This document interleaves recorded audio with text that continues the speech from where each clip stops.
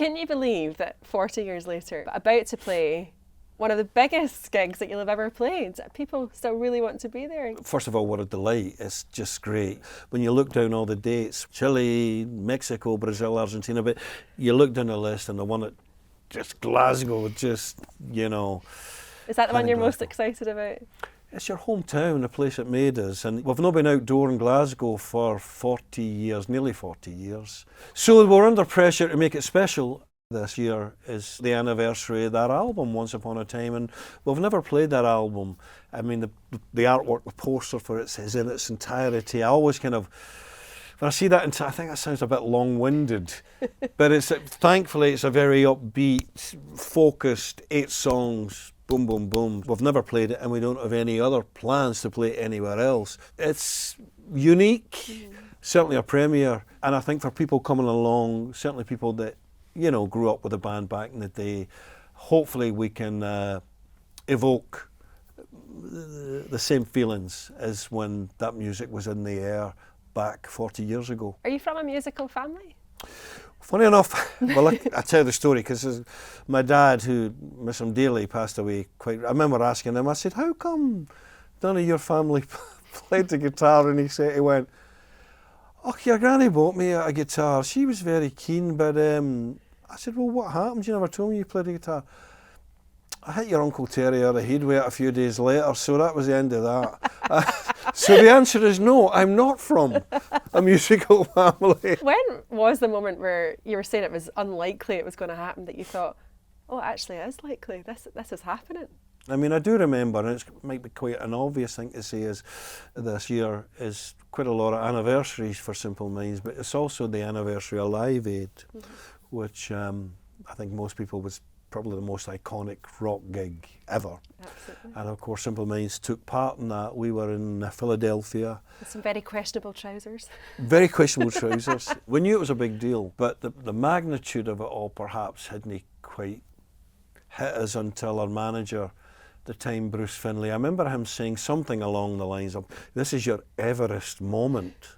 You have to do it now. And I mean, the Butterflies were already present. That was a big deal. Up until then, the band had achieved success everywhere. America was lagging behind.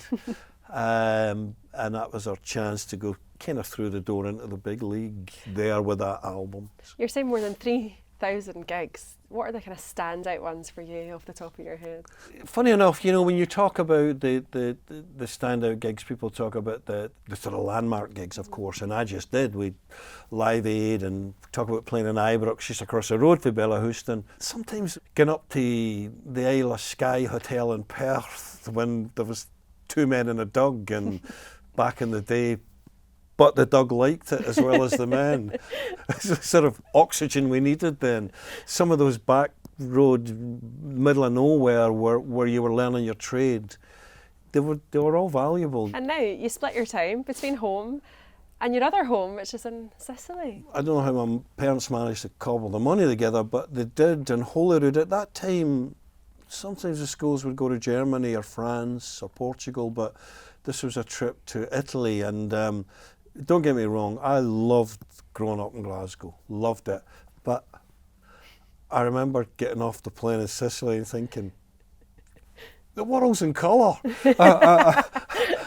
Because it was just about the time where colour TVs came in. I'm going to come and live here when I'm old.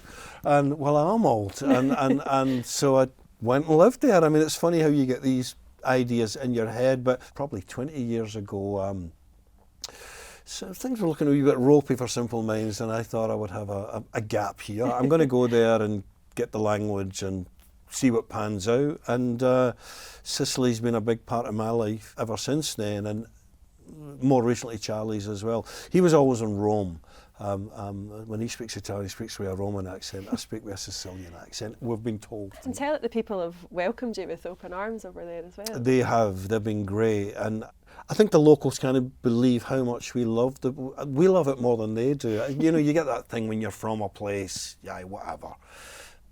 But when outsiders come in, maybe you see it through fresh eyes or that, and I think they get a real kick out of seeing how much we loved it. Because they say to us, you could have gone and lived anywhere. but we do love it. Well, we can't wait to see you at Bellahouston. We'll be there. We're going in to the be rain or shine. We're going to be doing our best. We're under pressure, but It'll be great to see you there. believe me, we're going to deliver.